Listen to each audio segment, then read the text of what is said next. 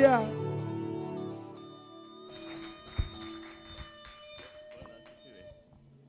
the Lord. Are you blessed? Nafikiria kutoka wakati dunia iliumbwa hapa. Ni dunia iliumbwa hapa wakati tulianza lunch hours. Hatujawahi kuwa na lunch hour ya mapema kama leo.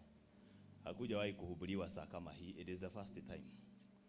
Na kwa hivyo nina imani ya kwamba hata wewe kile kitu ambacho hakijawahi kufanyika kwako, it will happen for the first time. In the name of Jesus. That should be your prayer. It should be your prayer today. Every time ambapo unaona kuna jambo jipya ambalo Mungu amelifanya, prepare your heart and you prepare your spirit, because that is the time ambapo Mungu ataleta kitu kipya kwa maisha yako. There is an open door at that point. Are we together? You connect with it like immediately.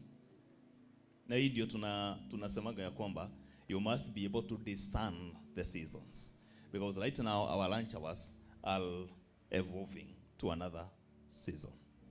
Praise the Lord. Na kwa hivyo uweke moyo wako tayari, kwa sababu Mungu anaenda kukutana na wewe kwa njia ambayo haujawahi kutana na yeye. Maana yake saa yenye tumekuwa kwa lunch hour imekuwa tofauti. Lakini tukasema ya kwamba kutoka sasa tutaanza tukifanya lunch hour zetu kutoka saa 6 na kuendelea. Na Mungu amekubali. Si mnasikia neema ya Mungu ni nyingi na nguvu za Bwana ziko hapa. Sasa ufungue moyo wako na ujiweke tayari, manake Mungu atashuka kwako kwa nguvu nyingi na utaweza kubarikiwa. Amen. Salimia jirani na umkaribishe kwenye kiti na umwambie kwamba today expect a new thing in the name of Jesus. Bwana apewe sifa. Nimeokoka na shukuru Bwana kwa sababu ya kunipa neema na kuniokoa na kunipa tumaini. Bwana amekuwa mwema kwangu, na kwa hivyo nimesimama hapa nikiwa nimeongozwa na Roho Mtakatifu. Praise the Lord. Nimeongea kuhusu the voice, kaongea kuhusu the sight, na nikaongea kuhusu nini ingine? Number 3. Praise the Lord. Bwana asifiwe. Si tumekuwa pamoja watu wa Mungu? Haya, tumeongea kuhusu on Tuesday, tuliongea kuhusu nini? The restoration of God's voice. Jana tukaongea kuhusu nini? Restoration of sight and restoration of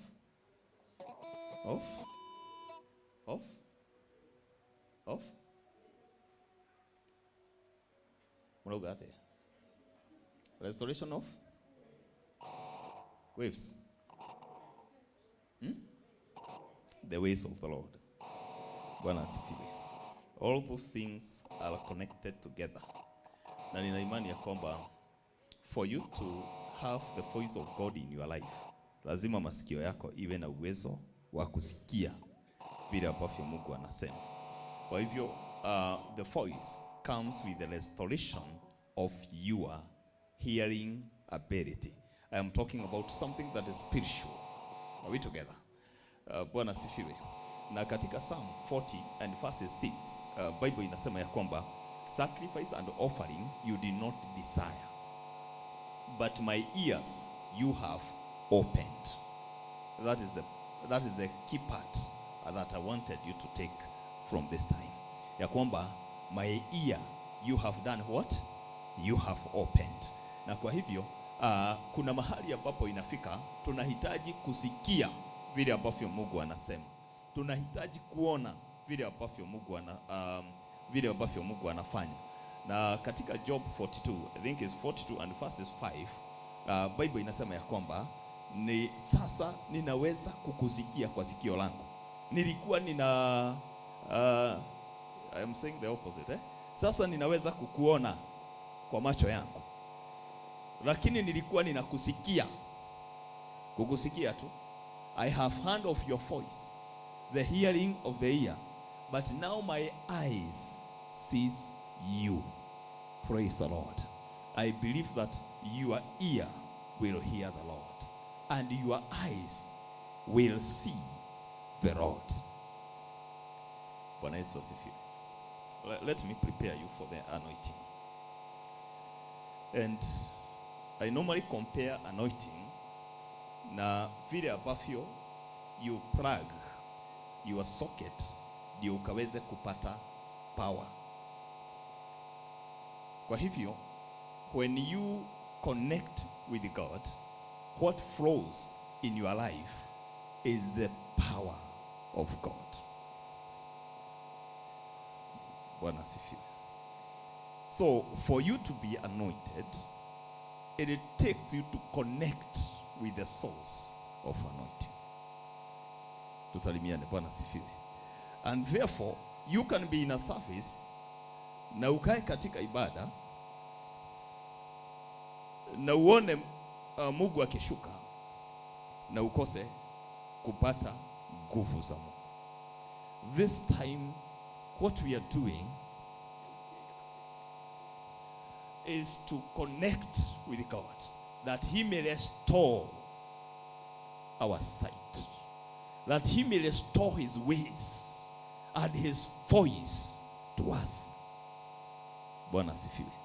Na wakati ambapo imekuwa restored, ni kusema ya kwamba the way ambayo utaenda itakuwa ni way ya Mungu.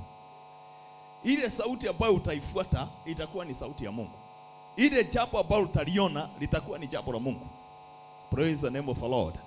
Na kwa hivyo it takes a man to know that you need the power of God, or the supernatural power of God, for you to perform supernaturally on this earth.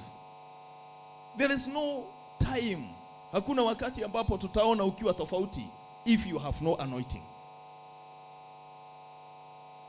Bwana asifiwe.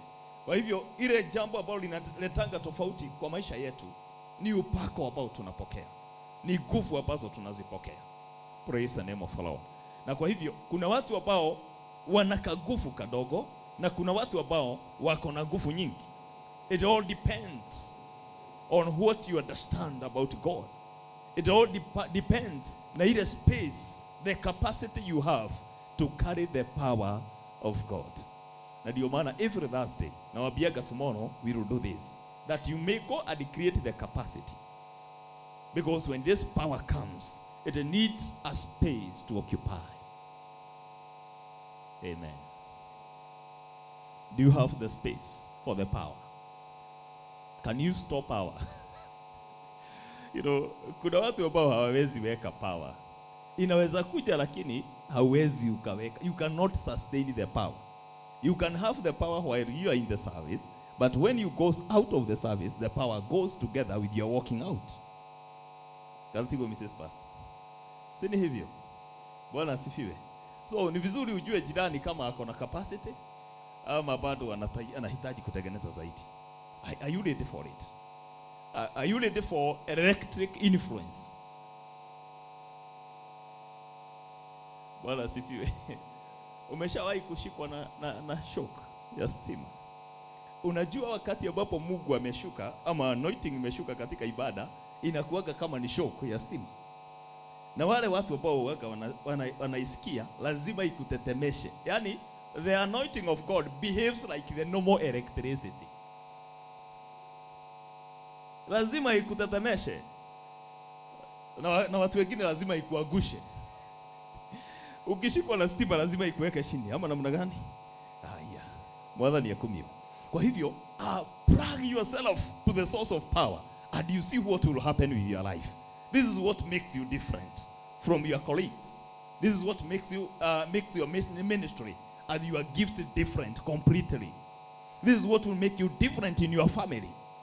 Ya kwamba hakuna kitu ambao watafanya kama hawaja kuconsult. Wanasema ya kwamba wacha tuulize mtu fulani.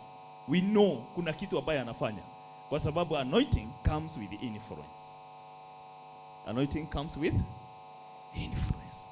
Na influence inakujaga na affect watu. When you have the influence, you'll affect people, because there are people who will follow you. Either it is in the ministry, in the business, ama kwa nyumba kwako. Hapa ninajua ya kwamba kuna watu ambao nyumba zao zinakuwaga kama ni fellowship. Lazima unakuta ya kwamba kuna watu wamekuja, na wakikuja kuna kitu waga wanataka. They just want to be closer to the anointing. Kwa hivyo anointing inakuwaga na amani. Are we together? Bwana Yesu asifiwe. Praise the name of the Lord. Kama kuna kitu ambao ninaombaga Mungu every day is to give me the wisdom ya kutengeneza space ya kubeba nguvu yake. Amen. Bwana Yesu asifiwe. Na wakati ambapo tulianza ibada hii kuna mambo ambayo tulifanya. Tulisema ya kwamba the first qualification ya mtu kupakwa mafuta ni availability yako. You must be found by God. You must be found by God. Bwana asifiwe. Praise the Lord. When you are found, you are ready for the anointing. Na sasa kuna zile vitu ambazo anointing huaga inafanya. Kuna vitu ambazo anointing huaga inafanya. And the anointing must affect you in one way or the other. And if anointing cannot affect you, I know hata stima maybe haiwezi ikakufanyia kitu yoyote. Na hiyo kuna mtu aliniambia kwamba mimi hata nikiguza stima sisikiagi kitu. Ni kama nafsi zangu zilikufa. Kuna watu about their spiritual senses hazikuwagi sensitive. Praise the Lord. Kwa hivyo hata akiguza anointing hakuna kitu ambayo anaweza kufanyiwa na hii anointing. Na anointing iko na nguvu. Kuna watu ambao inainuaka juu. Inaweza kukurukisha. Ikutoe hapa chini, ikutupe mpaka mahali kama pale. Mimi kuna wakati niliinuliwa nikiwa nimelala usiku. Mpaka nikafikiria kwamba ni Mungu amerudi. Bwana asifiwe. Una fast, unaomba, unatafuta Bwana mpaka wakati ambapo unalala. Unasikia ile kitanda umelalia ni kama inaenda juu, alafu inashuka chini. Ukijaribu kuinua mikono namna hii unasikia inatetemeka hivi. Hauna nguvu. Unasikia nyama zako ni kama hazishikani na mifupa. Because there is something happening with you. Kwa hivyo, this anointing, it begins with changing you as a person. Ndio iweze kubadilisha watu wengine, lazima ikubadilisha wewe. There must be recovery of sight. Wakati ambapo mtu amefanya nini? Amekutana na mafuta ya Bwana. The Bible says in Luke chapter 4 and verses 18. Na ni vizuri tuwekewe kwa screen ndio tuweze kuangalia sisi wote vizuri. Chapter 4 of Luke and verses 18. Nitaguza kila mahali kwa sababu najua Yakoba mmejiombea, si ndio? Have you prayed for yourself? Bible inasema, the Spirit of the Lord is upon me, because he has anointed me to preach the gospel to the poor. He has sent me to heal the brokenhearted. And I feel there's someone in our midst ambaye is very brokenhearted. Amefujika moyo sana. Na Bwana siku ya leo kupitia upako huu, he is going to heal your heart. Alafu anasema to proclaim liberty to the captives and recovery of, simukesoma vizuri, and recovery of, in other words, another name for recovery is restoration. And restoration of what? Of sight to the bride, to the spiritual bride. Wale ambao hawaoni mambo ya kiroho. You know, ukitaka kujua mtu ni bride katika mambo ya kiroho, haogeagi mambo ya kiroho. Kwa hivyo sauti yake na macho yake ina connect. Mambo yake inakuwaga hapa peke yake. Na wale watu ambao hawafanyi hivyo, hawana macho ya kuona mambo ya Mungu, wanaonaga mashida. They are the people who complain. They are the people who fight. They are the people who raise bros physically against other people. Praise the Lord. Kuna mtu ambaye katika 2 Timothy, I think is verses 18. Hiyo tusiwekewe, is just by the way, ambao Bible inaita Alexander the coppersmith, ambao Paul anaongea anasema ya kwamba na huyo mtu alitumika sana to harm, kunifanyia ni kuhamu, ni kufanya nini? To harm is to do what? Kunidhuru. Aliharibu sana kudhuru ile kazi ambayo tulikuwa tunaifanya, kwa sababu kila wakati alikuwa kinyume na ile kitu ambayo tunafanya. Mtu ambaye ni wa masho hii, tabia yake itakuwa kinyume na mapenzi ya Bwana. If you cannot see God, you cannot do the will of God. Kwa hivyo the sight and the will are connected. Praise the Lord. Bwana Yesu asifiwe. When you find your sight, you find the will. And if you do the will, there is manifestation of God's power in your life. Kwa hivyo the sight connects with the power. Amen. What do you pursue in your life if you cannot see what the Lord is doing and who the Lord is in your life? Nataka tuone Mungu akiwa ameinuliwa. Nataka tuone Mungu akitufanyia mambo mazuri. Nataka tuone Mungu akitembea pamoja na sisi. Unakuta ya kwamba there is no sight. Mtu hawezi kuona bingu imefunguka. Hawezi kuona utukufu wa Bwana. Maanake fear of God comes with seeing vile ambavyo Mungu anafanya. Kwa hivyo mtu ambaye hana sight cannot have the fear of God. Na huyo ni mtu ambaye atakaa maisha ya kawaida. Mambo yake itakuwa ni kutugoganisha, ni kutupiganisha, kwa sababu mambo yake ni hapa. It is not beyond what they can see. Tunaona vile tumekuwa na mashida nyingi, tunaona vile tunafanya, tunaona vile tunafanyiwa, tunaona vile kila kitu. Atakompea na hapa, atakompea na hapa. Mambo physical, 5 common sense ndio inamuongoza. Someone without spiritual eye. But the Bible says that the Spirit of the Lord is upon me. Hallelujah. To do what? To declare the recovery of sight to the bride. I declare today in the name of Jesus that you are recovering your sight in the name of Jesus. You are recovering your sight in the name of Jesus. You are recovering your sight.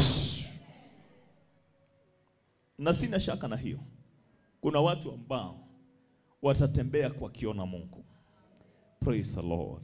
Wakati alikuwa anatoa Israel katika kutoka kwa utumwa, kuna kitu ambao physical aliweka mbele yao ndio waweze kuifuata, wafikie mapenzi ya Mungu. To inherit the promises of God, or to possess the promises of God, they had to see something guiding them towards the way. Walitumia nini? The sight. Iliwekwa mbele yao. Amen. Wakaenda wakiifuata. When they followed it, they never missed the way. Praise the Lord. Bwana Yesu asifiwe. What do you see? What are you following in your life? Ni nini unafuata? Ni nini unaona kwa maisha yako ambayo unaweza kutuambia kwamba this is what I follow? Wengi watasema ya kwamba tunamfuata Yesu. Can you see him?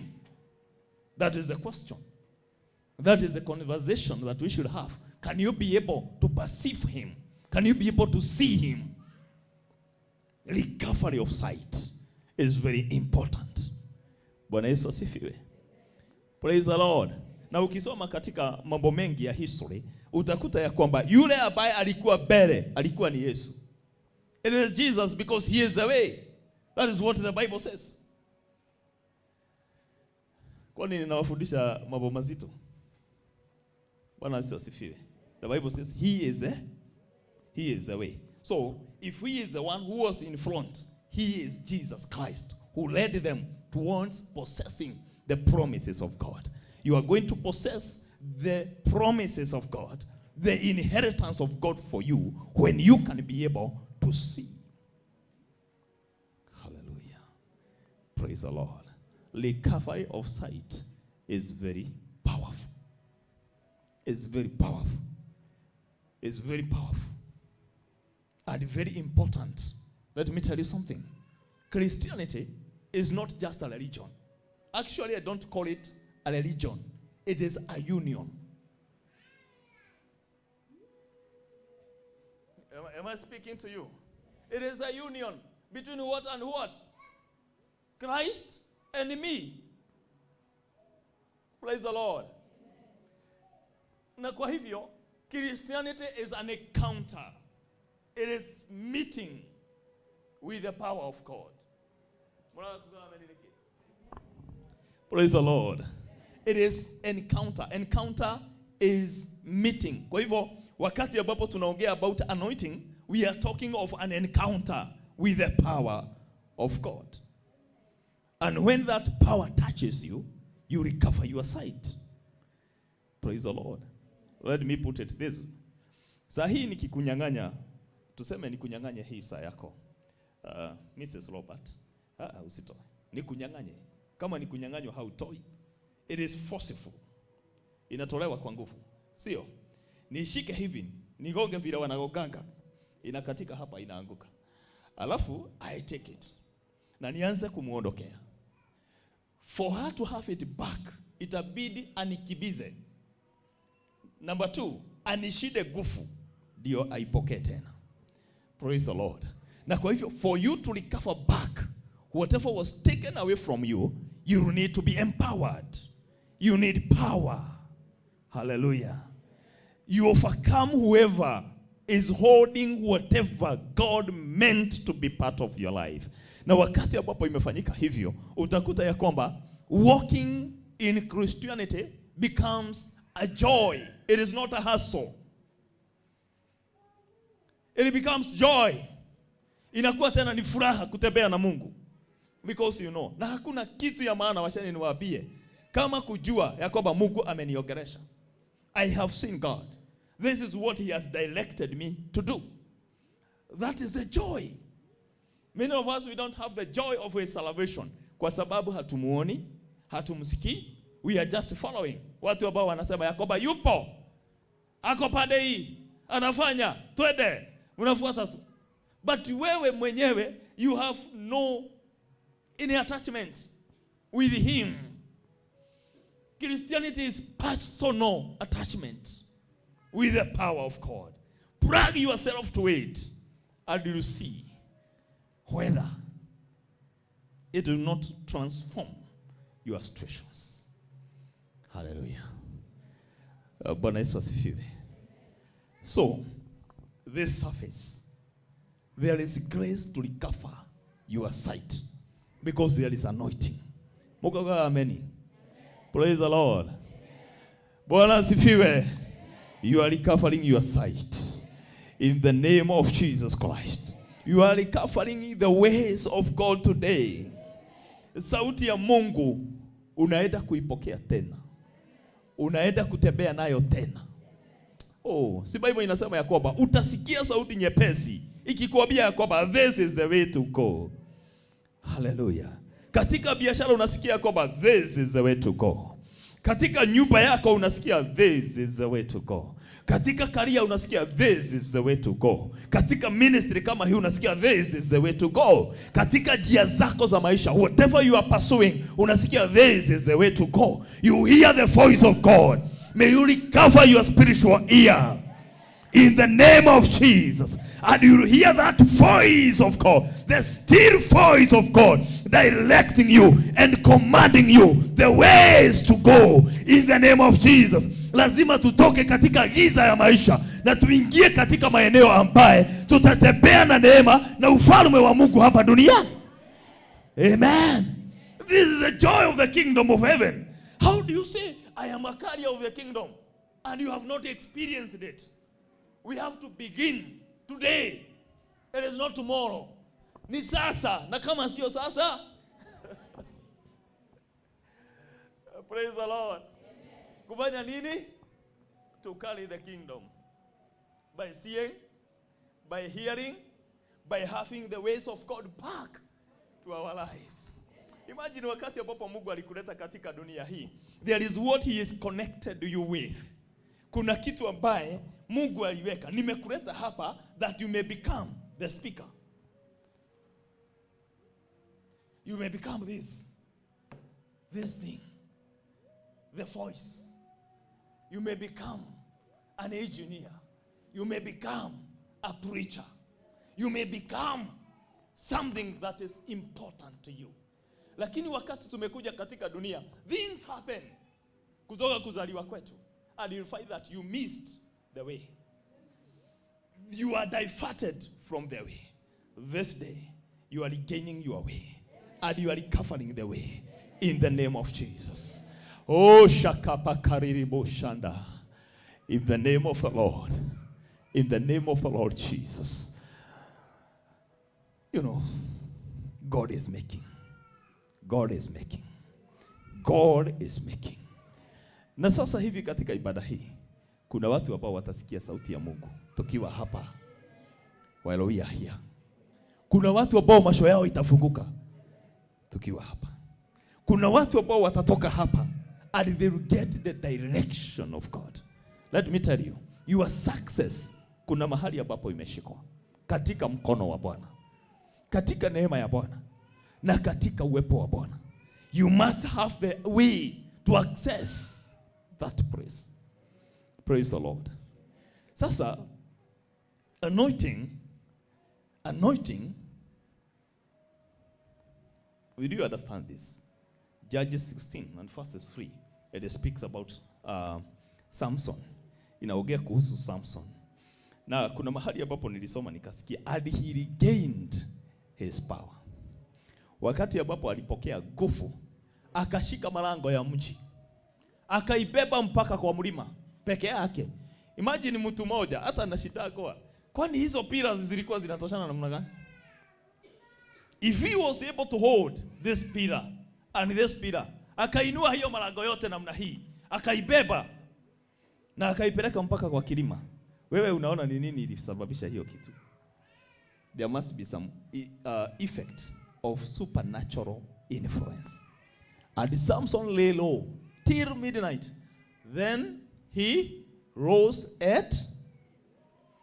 took hold of the doors of the gate of the city and the 2 gate posts, pulled them down, bar and all, put them on his shoulders, and carried them to the top of the hill that faces Hebron. Kila mtu ambaye alikutana na anointing alifanya kitu ambaye inaweza kumweka katika history. Bwana apewe sifa. Praise the Lord. Praise the Lord. The history makers, there must be influence. There must be influence. Nani anaweza kushika simba apasue mdomo namna hii akiwa katika hali yake ya kawaida? Hali ya kawaida ni uoga. Lakini anointing inaletaga ujasiri wa kiungu. And you can do supernatural things. Na kwa hivyo yale malango ambayo huzuilia macho ya mtu yakaone njia za Bwana na kutembea naye, the anointing of God destroys them. The gates of the enemies, you receive power to pull them down, to subdue them and to destroy them by the power of anointing. Isaiah 10 and 27 inasema ya kwamba, inasema hivi, and the yoke shall be, okay, it is started with a burden, and on that day, I'm talking of Isaiah 10 and 27, kwa siku hiyo ni yale mizigo ambaye watu wangu wamekuwa wamebeba itaondolewa. And for the reason of anointing, the yoke shall be destroyed. Kwa hivyo, the dawa, medicine ya burdens katika maisha yetu, na si burden ya Mungu, ni burden isiyo ya Mungu. Maanake ukienda njia ambayo haifai, kama hauoni, kama hausikii, if the voice of God is not in your life, you will carry burdens. Utabebeshwa mizigo. Utasikia ya kwamba kuna uzito uko nayo katika maisha yako.